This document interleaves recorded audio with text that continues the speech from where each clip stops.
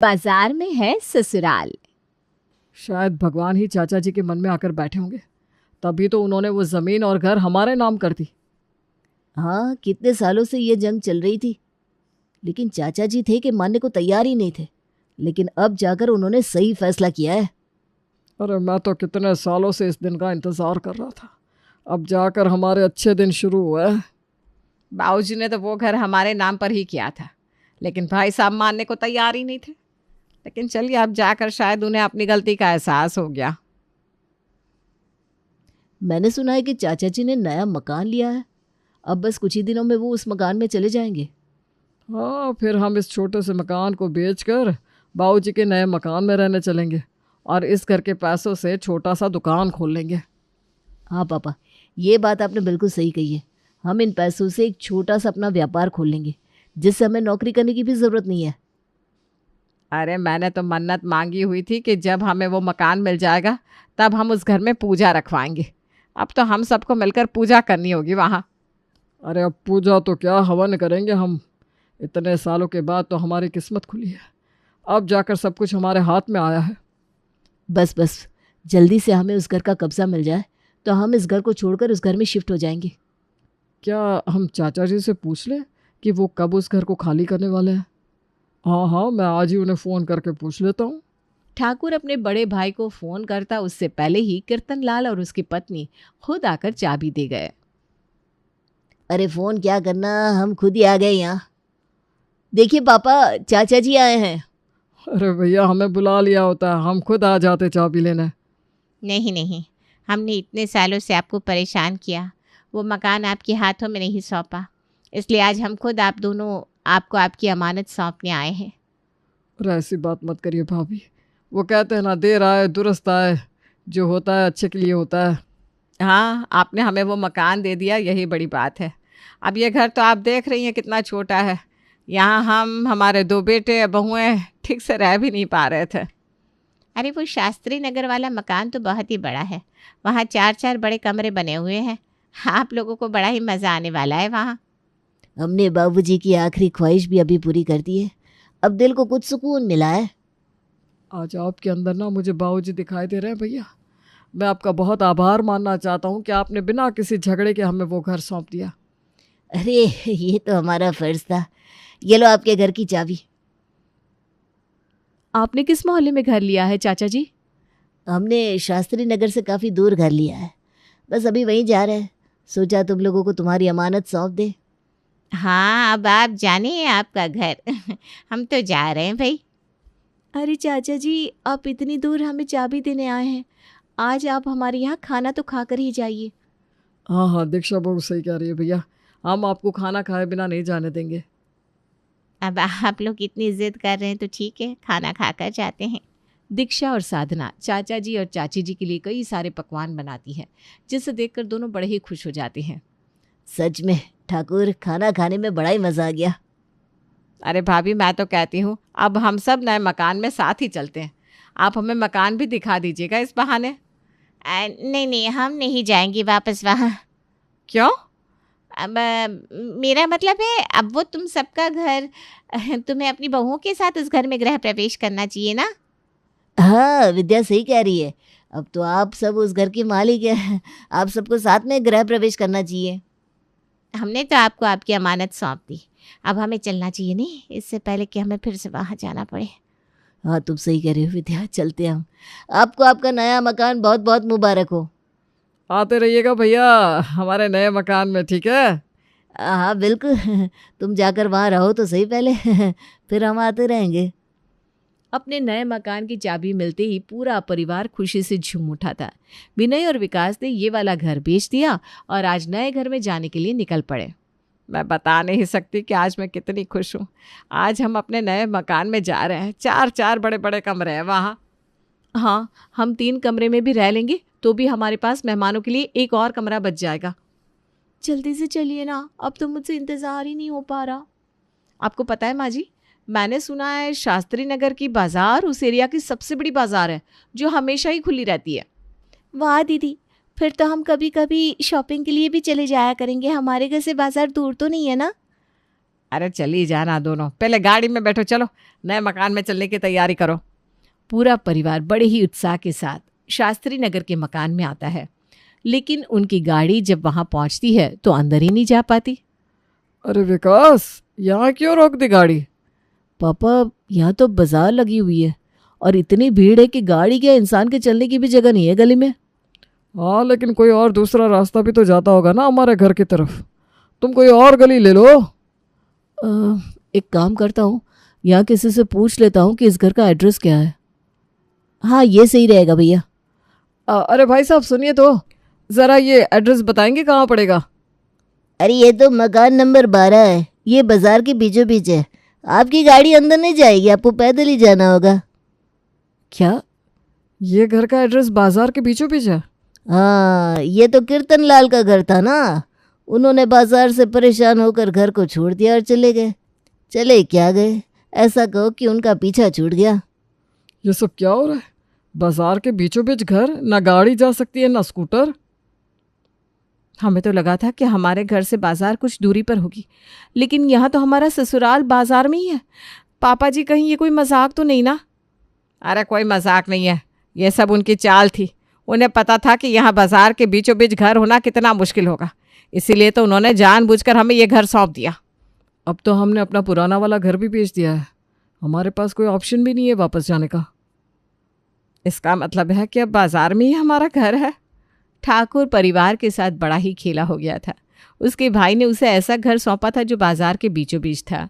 उस घर के आगे पीछे चारों तरफ दुकान ही दुकान थे, जहां अलग अलग चीज़ें बिकती थी, और बाजार पूरा दिन खुला रहता था, जिससे घर के बाहर क्या अंदर भी शांति का कोई नामो निशान नहीं था। अरे कीड़े पड़ेंगे उन दोनों को जिन्होंने हमारे साथ ये धोखा किया है। ऐसा लग रहा है कि हम घर के अंदर नहीं है, किसी बाजार में बैठे। चारों तरफ आवाज़ ही आवाज़ आती रहती है। अरे सुबह 5 बजे सब्जी मंडी वाले आ जाते हैं, दूध वाले आ जाते हैं, नाश्ते वाले आ जाते हैं, और रात को देर तक बैठे रहते हैं। हम इस घर में कैसे रह पाएंगे? यहाँ रहना तो क्या, बात करना भी मुश्किल हो रहा है। तभी तो भैया भाभी ने बिना किसी झगड़े के हमें ये मकान दे दिया। वो जानते थे कि इस घर में रहना, वो भी बाजार के बीचों बीच, कितना मुश्किल है। अब हम क्या करेंगे?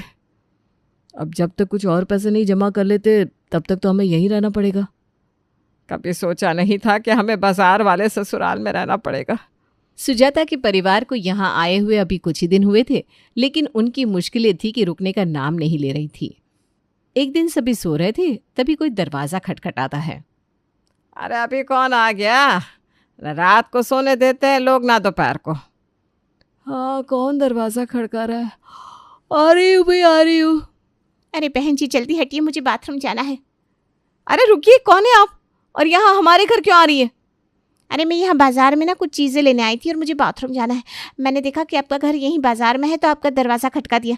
जल्दी हटिए ना, मुझे बहुत तेज़ बाथरूम लगी है। इससे पहले कि साधना उससे कुछ कहती, वो औरत दौड़कर घर के अंदर चली गई। अरे कौन है ये औरत और कहाँ चली जा रही है ये?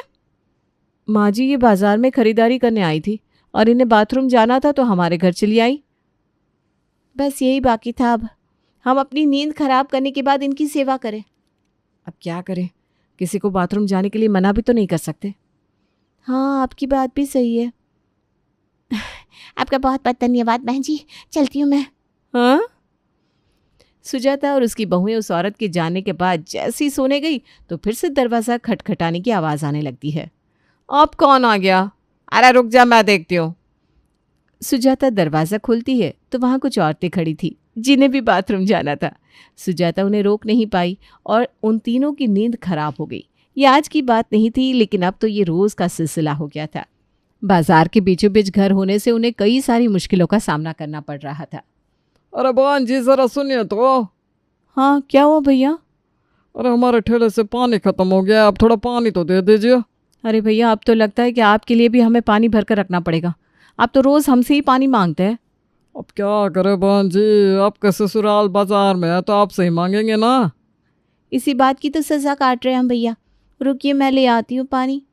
बाथरूम और पानी तक तो ठीक था, लेकिन अब तो मेहमान भी उनके घर इसीलिए आते रहते थे कि उनका घर बाजार में था। अरे ये बहुत बढ़िया काम किया तुम लोगों ने कि बाजार में ही मकान ले लिया। इसी बहाने शॉपिंग भी हो जाती है और तुम लोगों से मिलना भी। हाँ, अब क्या कर सकते हैं, सबकी किस्मत तुम्हारे जैसे नहीं होती ना शीला। क्या मतलब? मतलब ये कि तुमने तो मकान किसी जंगल में लिया है ना, जहाँ लोग क्या कुत्ते भी आने से डरते हैं। कोई बात नहीं शीला आंटी, आप हमारे घर आ सकती हैं। हमारा घर तो बाजार में ही है और हमें तो किसी चीज़ की ज़रूरत पड़ती ही नहीं। जिसे जो चाहिए होता है फट से आ जाता है। लेकिन आपका घर तो लगता है बहुत दूर है ना, इसलिए आप शॉपिंग कर लीजिए। मेरा घर वैसे इतना दूर नहीं है। हाँ, मैंने कहा ना बस जंगल में है। वो कहते हैं ना, कुछ वक्त बाद मुश्किल से मुश्किल चीज़ भी आपको आसान लगने लगती है। बस सुजाता के परिवार के साथ भी कुछ ऐसा ही हो रहा था। जो चीज़ पहले उन्हें मुश्किल और परेशान करने वाली लग रही थी, अब उनकी आदत सी होने लगी थी उन्हें। आपका बहुत बहुत धन्यवाद। अरे कोई बात नहीं, ये तो हमारा फ़र्ज़ था। अब हमारा घर बाज़ार में है, किसी को बाथरूम जाना होगा इमरजेंसी में, तो हम इतनी मदद तो कर ही सकते हैं ना। मैं जब भी बाज़ार आती हूँ आपके घर ज़रूर आती हूँ। इस बार मैंने बाज़ार से ये आम लिए थे तो ये आपके लिए कुछ आम लेकर आई हूँ। अरे नहीं नहीं, इसकी कोई ज़रूरत नहीं है। अरे मैं आपको इतना परेशान करती हूँ, अब तो हम सहेली जैसे हो गए। आपको मेरी तरफ से ये स्वीकार करना ही होगा। ठीक है, ले लो साधना, अगर ये इतना कह रही है तो मना कैसे करेंगे। सुजाता के घर जो भी किसी मदद के लिए आता, उनसे अब उनका बड़ा ही गहरा रिश्ता सा हो गया था और वो लोग बाज़ार से उनके लिए कोई ना कोई चीज़ भी लाते रहते। अरे बहन जी, अरे भैया आपका पानी तैयार है, ये लीजिए, आज मैंने भर के ही रखा था। आपका बहुत बहुत धन्यवाद। अरे कोई बात नहीं भैया, लीजिए पानी। आज से आपके घर के लिए हमारी तरफ से रोज़ पानी पूरी फ्री है, आप जितनी चाहे उतने खा सकती हैं। अरे नहीं नहीं भैया। और ऐसा कैसा नहीं, आप हमें पानी देती हैं रोज़, हमारा भी तो कुछ फ़र्ज़ बनता है कि नहीं। आज से आप अपनी पूरी हमारे ठेले से फ्री में खाएंगी। आइए आप दोनों बढ़िया से पानी पूरी खाइए। अरे मुझे भी खिलाओ। और हाँ हाँ माँ जी आइए, आपको पता है यहाँ जिनका घर था ना पहले, वो किसी की मदद नहीं करते थे, सारा दिन कुड़ करते रहते थे। लेकिन आप लोग ना बड़े ही अच्छे हैं, इसलिए बाज़ार में सब आपकी तारीफ़ करते हैं। अरे अब तो हम पूरी बाज़ार को ही अपना घर मानने लगे हैं, सबको पहचान गए हैं इस बाज़ार में।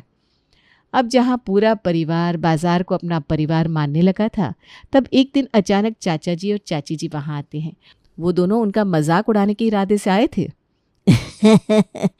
ठाकुर कैसा लग रहा है बाजार में रहकर? मेरा मतलब इस घर में रहकर। हाँ, अरे यहाँ रहना तो दूर की बात है, कोई चैन की सांस भी नहीं ले सकता है ना। आपको बड़ा शौक था बाबूजी की अमानत को वापस लेने का, ले लिए मजे इस घर की। अरे इनसे क्या पूछ रही हो? अरे माँ जी देखिए, वो सब्जी वाले माता जी ने हमारे लिए फ्री में आलू दिए हैं। कह रहे हैं हम उनके लिए रोज़ जगह खाली रखते हैं, तो वो हमारे लिए लाए थे।